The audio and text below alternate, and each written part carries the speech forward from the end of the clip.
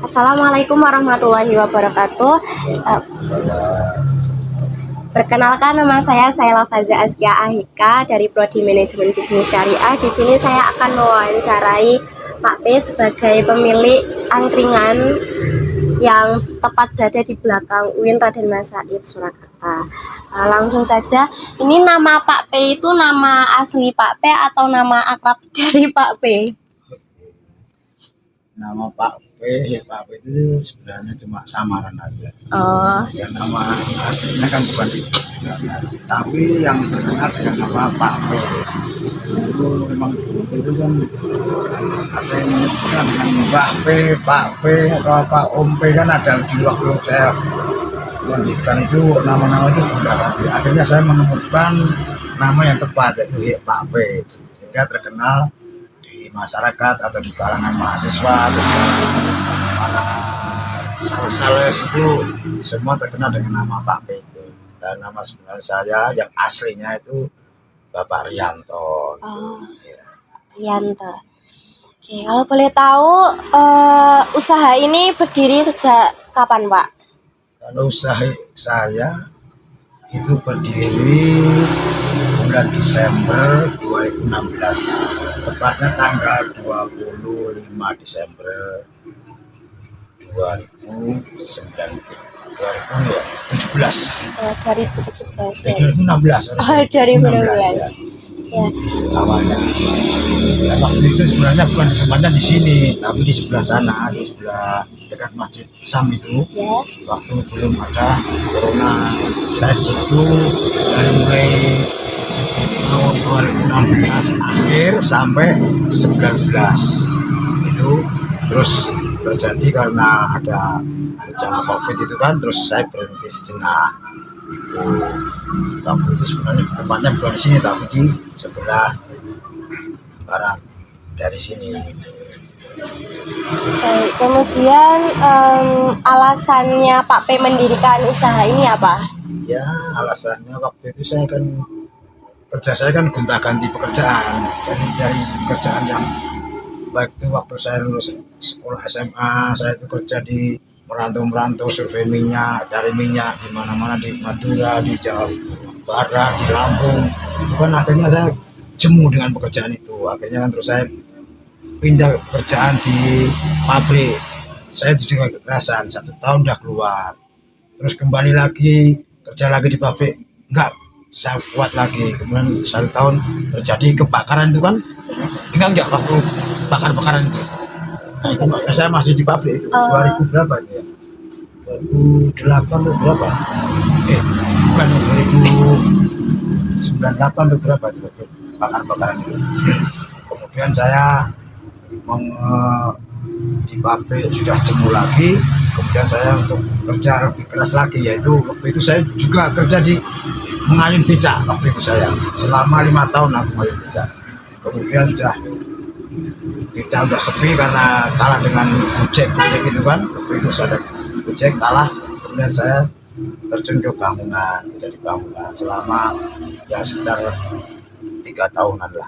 Kemudian saya 3 tahun bekerja di bangunan, terus saya berpikir apa saya harus kerja begini terus, sementara saya gaji harus mingguan, sementara gaji Sabtu nanti Senin udah habis, Sabtu Senin udah habis. Kemudian saya punya motivasi atau inisiatif, gimana kalau saya jualan angkringan aja, gimana, tapi tidak semudah kembalikan telapak tangan waktu itu kan.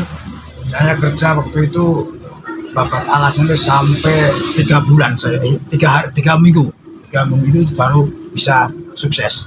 Karena apa?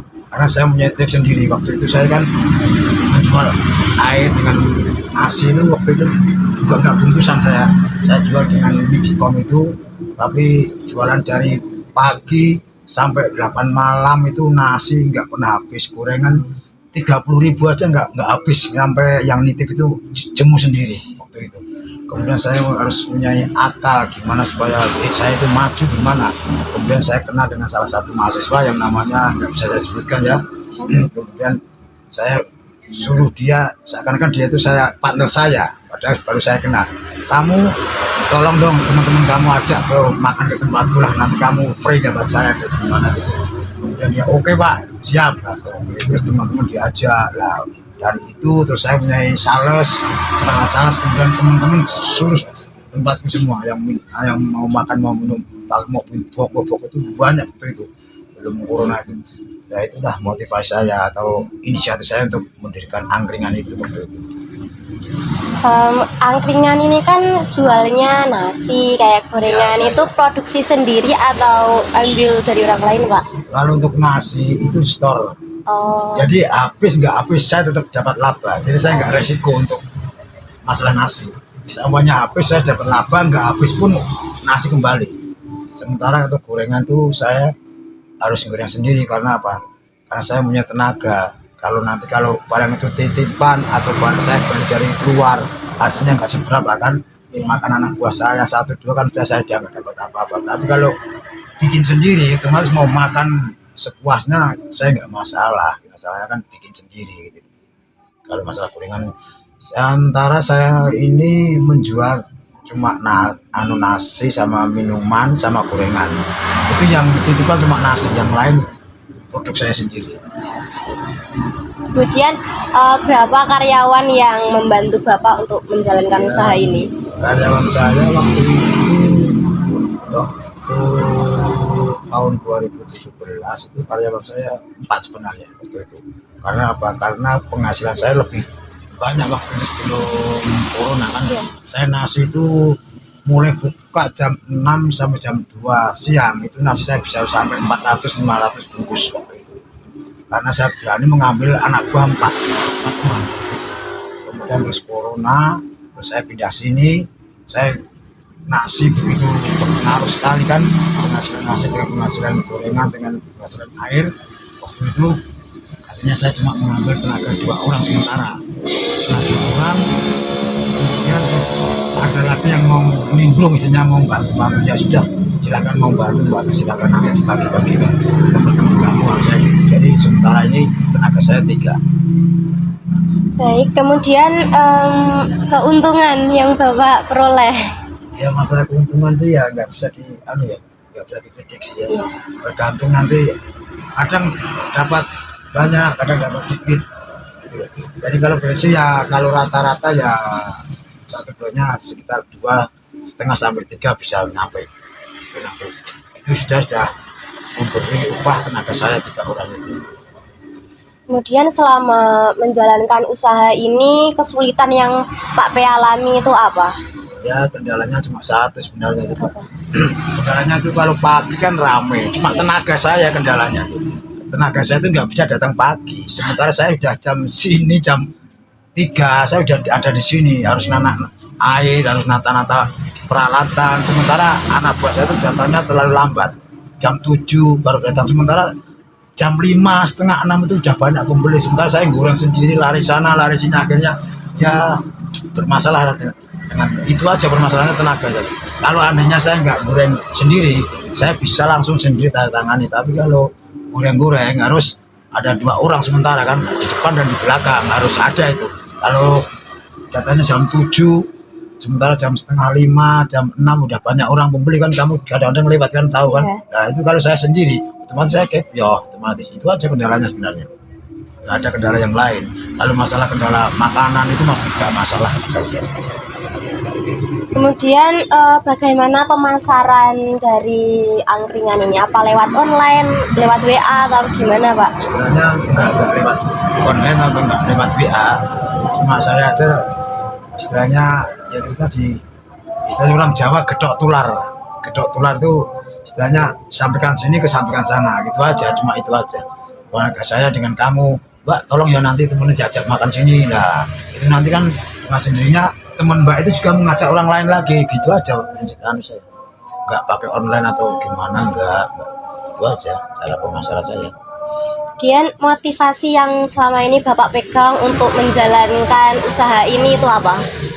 Ya motivasi saya ya membuka lapangan kerja aja, supaya orang-orang nanti tahu bahwa angkringan itu tidak sembarang cuma bekerja aja. Sebenarnya pekerjaan yang ringan, yang mudah, tapi ya alhamdulillah hasilnya juga bisa lumayan lah kalau airnya ya maksudnya airnya itu di jalan itu lumayan lah buat bisa untuk penghasilan.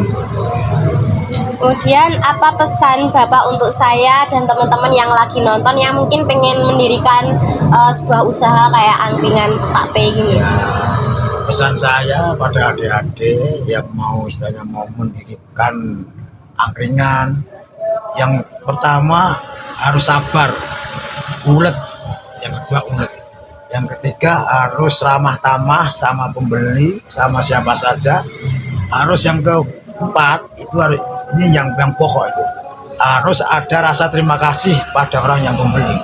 Ucapkanlah rasa terima kasih itu udah prinsip saya itu. Yang ketiga, yang kelima yaitu jaga kebersihan aja lingkungan warung. Kenapa harus bersih? Ya itu saya tanamkan pada anak buah saya. Kalau sudah ada yang makan keluar, kamu harus bersihkan lokasi. Kenapa tidak bersihkan? Barangkali ada barang yang tertinggal, itu bisa kamu amankan. Kalau kamu nggak bersihkan sekaligus itu, nanti ada orang datang, kemudian ada barang tertinggal, otomatis bukan dia ambil nanti yang makan yang aneh tadi yang baru datang gitu. Jadi harus prinsip itu. Semua saya sarankan pada anak buah saya. Pokoknya kalau udah habis makan itu orang, kamu bersihkan tempat dia duduk. Kamu teliti barang yang tertinggal apa, itu HP, dompet atau uang. Karena apa? Karena sering saya itu ketinggalan HP, ketinggalan uang itu sering. Cuma kalau HP, mari saya simpan dulu. Pak ada HP, ya simpan dulu nanti ada yang datang simpan. Pak ada uang, di sana 1.000, 50.000, amankan dulu. Nanti jangan seminggu nggak masukkan kotak amal itu aja. Udah gitu aja. Ya nanti adik-adik yang mau mendirikan yang penting ulet sabar itu aja, ulet sabar karena persaingan zaman sekarang kan banyak kan yang angkringan banyak. Alhamdulillah kalau angkringan saya kalau dibandingkan dengan angkringan sini ya alhamdulillah rame, tempat rame. Kalau sampai itulah dengan begitu kan nanti udah ada kedokteran lagi, makan di sana rame, nasinya komplit, ramah tamah pelayannya kan itu menjadi tujuan saya dalam mendirikan itu. Saya nggak memburu terlalu uang itu enggak. Saya nggak terlalu memburu uang, tapi saya memburu tali persaudaraan. Itu aja. Jadi anak-anak itu sering saya kasih ini kasih itu supaya apa? Biar akrab dengan saya gitu loh. Itu bukan saya bermaksud apa-apa enggak. Biar akrab dengan saya sehingga nanti rezeki saya juga mengalir gitu loh. Itu aja. Itu saya sering saya itu sampai sekarang masih berhubungan dengan orang yang lulus dengan sini, orang Ngawi sana. Sampai segini udah ngepak, dia nggak punya bapak. Dengan saya seperti bapak sendiri. Jadi ada apa-apa, Pak ini, Pak itu, ya saya bantu. Sampai sekarang masih. Itu ya, dia kan anak yatim.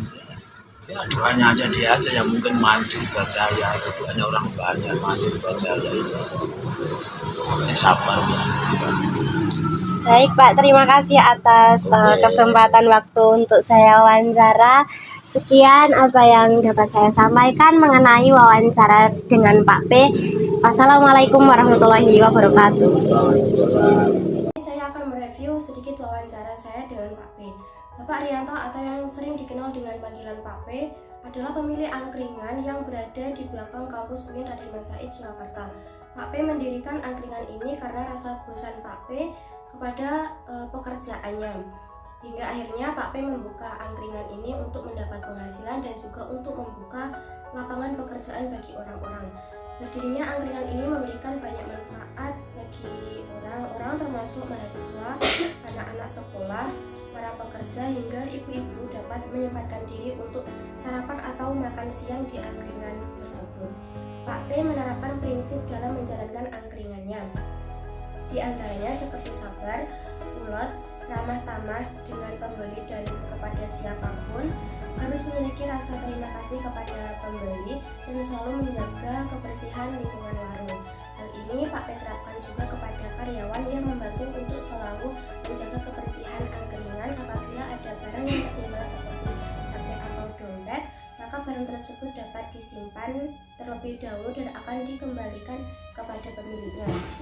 Hal inilah yang menciptakan rasa kepercayaan atas pembeli kepada penjual dan tentunya sikap baik dan ramah tamah Pak P kepada semua orang akan dapat menarik minat orang untuk membeli nasi di angkringan milik Pak P.